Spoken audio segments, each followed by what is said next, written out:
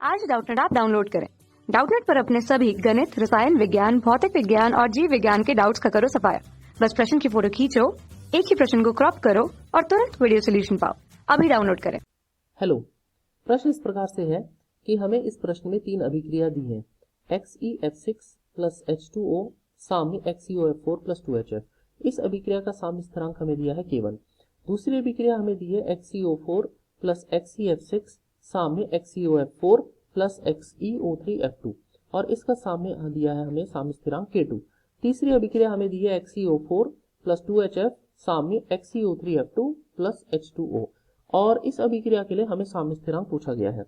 अब इस अभिक्रिया के इस प्रश्न के हमें 4 विकल्प दिए गए हैं, जिसमें से पहला है K1 अपॉन K2, दूसरा है K1 धन K2, तीसरा है K2 अपॉन K1 और चौथा है K1 अपॉन K2 का वर्ग।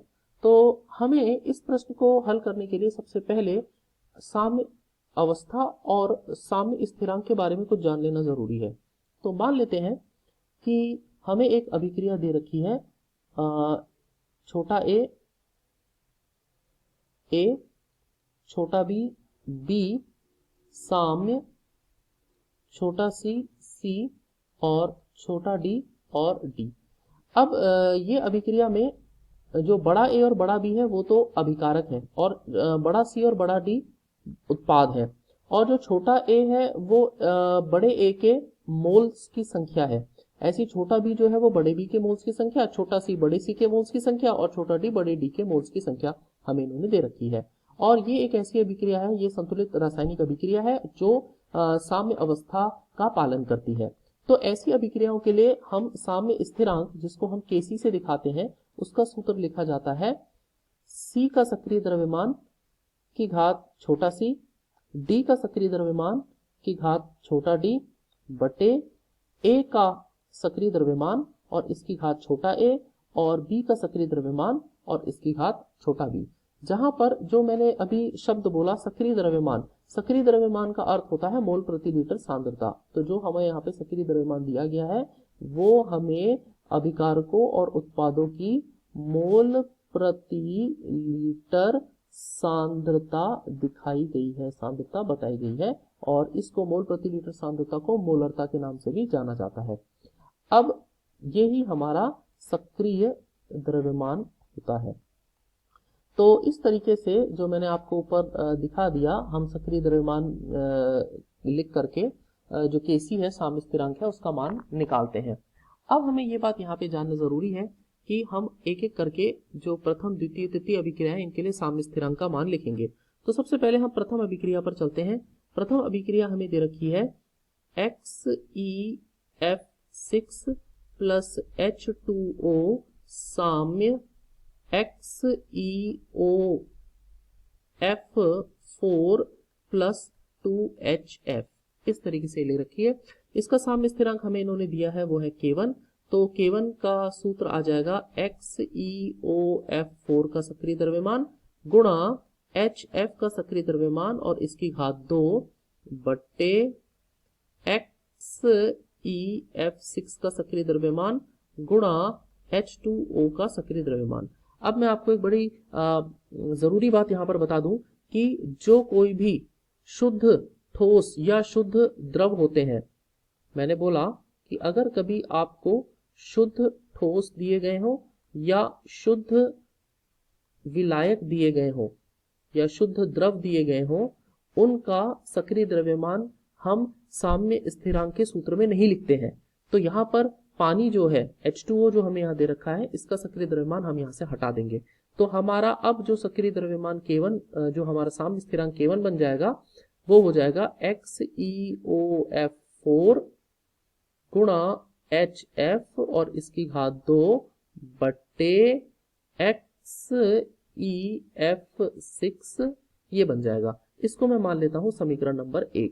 अब मैं द्वितीय अभिक्रिया के लिए इसी तरीके से साम्य स्थिरांक निकालने का प्रयास करता हूं। तो द्वितीय अभिक्रिया पे यदि हम आए तो द्वितीय अभिक्रिया है XeO4 प्लस XeF6 साम्य XeOF4 धन XeO3F2। इस तरीके से हमें ये अभिक्रिया दे रखी है। इसका साम्य स्थिरांक हमें क्या रखा है, वो है K2। तो K2 बराबर लिख देंगे XeOF4 का सक्रिय द्रव्यमान गुणा XeO3F2 का सक्रिय द्रव्यमान बट्टे XeO4 का सक्रिय द्रव्यमान गुणा XeF6 का सक्रिय द्रव्यमान, और ये हो गया हमारा समीकरण नंबर 2। अब हम बात करते हैं K3 के बारे में। अब जो तीसरी अभिक्रिया है उसके साम्य स्थिरांक को हम निकालते हैं। उसका साम्य स्थिरांक हमें दिया नहीं है, मान लेते हैं कि उसका साम्य स्थिरांक K है। तो देख लेते हैं। तो तीसरी अभिक्रिया जो हमें को दे रखी है वो है XeO4 प्लस 2HF साम्य XeO3F2 प्लस H2O। तो इस तरीके से ये हमें इन्होंने दे रखी है।